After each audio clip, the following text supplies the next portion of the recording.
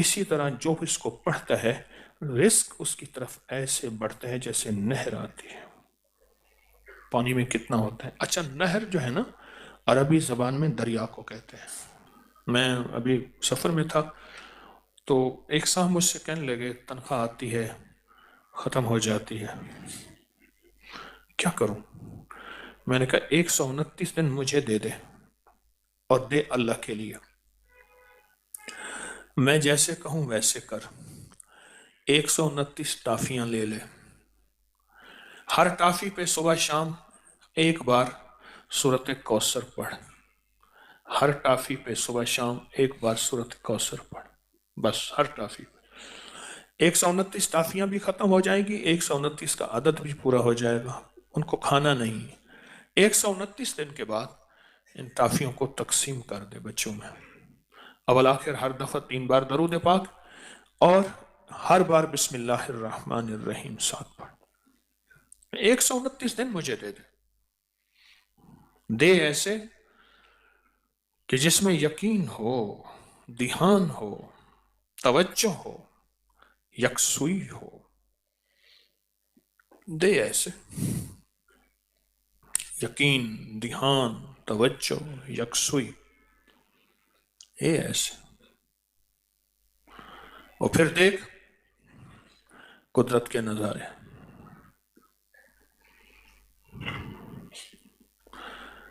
مجھے ایک صاحب کہنے لگے میں نے یہ 129 دفعہ کا صبح شام کا عمل 129 دن کیا. 129 دن کیا. کہا کہ اب 129 دن میں 2 دن باقی تھے. میں نے تاریخ لکھ کے رکھی تھی. ابھی 2 دن باقی تھے. 129 دن میں 2 دن باقی تھے تو میں نے خواب دیکھا. 129 فرشتے ہیں. ہر فرشتہ میرا ہاتھ تھام کے مجھے کوئی ایک برتن ہے وہ دینا چاہتا ہے. آخر ان میں ایک طاقتور فرشتہ ان میں سبقت پا گیا. طاقتور فرشتہ اس نے میرا ہاتھ تھاما اور ایک برتن دیا. کہا کہ برتن ایسے نرم تھا جیسے کوئی پھل ہوتا ہے، لیکن جب میں نے اس میں کھولا تو اس میں 129 موتی تھے. اور کہا مجھے تو میں نے ان سے کہا یہ 129 موتی کس لیے ہیں. کہا کہ تو نے جس یقین، دھیان، توجہ سے یہ عمل پڑھا، یہ 129 برکات عرشوں سے آئی ہیں. اور آگے جو لفظ کہا وہ ذرا سننے کا ہے. فرمایا جس کے لیے اللہ کی ایک برکت بھی آ جائے تو اللہ اس کی نسلوں کو پل کے دکھاتے ہیں. اور تیرے پاس 129 برکتیں آئی ہیں. اس کو سنبھال کے رکھنا اور اس کو پڑھنا نہ چھوڑنا. یہ نصیحت کی انہوں نے مجھے کہ اس کو پڑھنا نہ چھوڑنا اور اس کو سنبھال کے رکھنا. اس کو پڑھنا نہ چھوڑنا. 129 اس کو پڑھنا نہ چھوڑنا، اس کو سنبھال کے رکھنا. آپ خود سوچیں 129 بار سورۃ کوثر پڑھنے میں کتنا وقت لگتا ہے. 5 منٹ، 10 منٹ، 15 منٹ، 20 منٹ، 1 گھنٹہ، 2 گھنٹے کتنے لگتے ہیں. ایک صاحب کہتے ہیں 8 منٹ، ایک کہتے ہیں 15 منٹ، 20 منٹ، وہ کہتے ہیں 15 منٹ. چلو میں 20 منٹ لیتا ہوں. 24 گھنٹوں میں اگر 20 منٹ اپنی اور اپنی نسلوں کے لیے صبح دے دیں اور 20 منٹ اپنی اور اپنی نسلوں کے لیے شام کو دے دیں، سودا مہنگے. ایک بات ذہن نشین رکھیے گا، آنے والا وقت اتنا مشکل ترین وقت آ سکتا ہے، اتنا مشکل ترین وقت کہ مہنگائی، روزی روٹی، رزق انتہائی مشکل وقت ہے آنے والا. بہت مشکل ہے. کوئی خوش قسمت انسان ہوگا جو آنے والے وقت میں کہے گا کہ میرا رزق کشادہ ہے، میرا رزق کشادہ ہے، میرا رزق کشادہ ہے.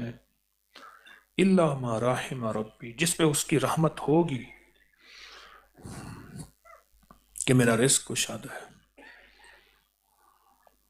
چند سالوں میں جو مہنگائی ہوئی ہے، کیا یہ ہمارے گمان میں تھی، خیال میں تھی، سوچوں میں تھی؟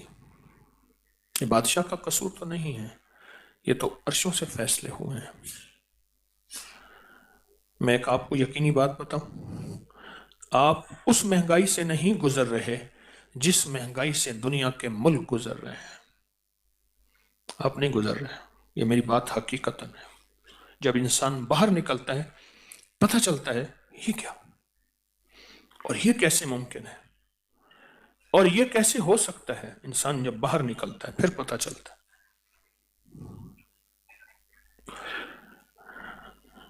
جس پہ اللہ چاہے اس میں مہنگائی کا اثر ہی نہ ہو، اثر ہی نہ ہو۔ درباروں کے مجاور اور گدی نشینوں پہ قیامت تک شاید مہنگائی کا اثر نہ ہو۔ ہر چیز تو اللہ کے امر میں ہے، کبھی بھی نہ ہو۔ لوگ جن کو زبردستی پیسے دے جائیں، اور زبردستی، ہمارے ہاں ایک مختوم صاحب تھے، میرے والد صاحب رحمۃ اللہ علیہ نے بتایا کہ وہ جھاڑو دیتے تھے۔ مجھے ایک دفعہ لے گئے ان مختوم صاحب کے پاس، ان کا باغ اور ہمارا باغ جو ہے وہ اس کو بالکل قریب قریب تھا۔ بہت محبت کرتے تھے والد صاحب رحمۃ اللہ علیہ سے۔ تو وہ ایک بندہ جھاڑو دے رہا تھا، اس نے کہا اس نے اپنی زمینوں کی زمینیں مربوں کے مربے منت کر کے مخدوم صاحب کے نام کرا دی، اور صبح شام روکھی سوکھی روٹی ملتی ہے، اور ساری زندگی یہاں جھاڑو دیتا ہے، اور کہتا ہے مر جاؤں تو بس کفن دے کے کہیں دفن کر دینا، یہی میری متاع ہے۔ ہمیں یہ توقع نہیں رکھنی، ہمیں تو اللہ کے خزانوں سے لینا ہے کہ ہاں کوئی آئے ہمیں اپنی زمینیں دے جائے، پھر ہم عیش کریں، پھر ہم بھی مخدوم بن جائیں۔ کبھی نہیں، نہ سوچیں گے، نہ گمان کریں گے۔ یقیناً ان مخدوم صاحب نے بھی کبھی نہیں سوچا ہوگا، میرا گمان ہے۔ ہمیں تو اللہ کے خزانوں سے پانا ہے۔ کس کے؟ کس کے؟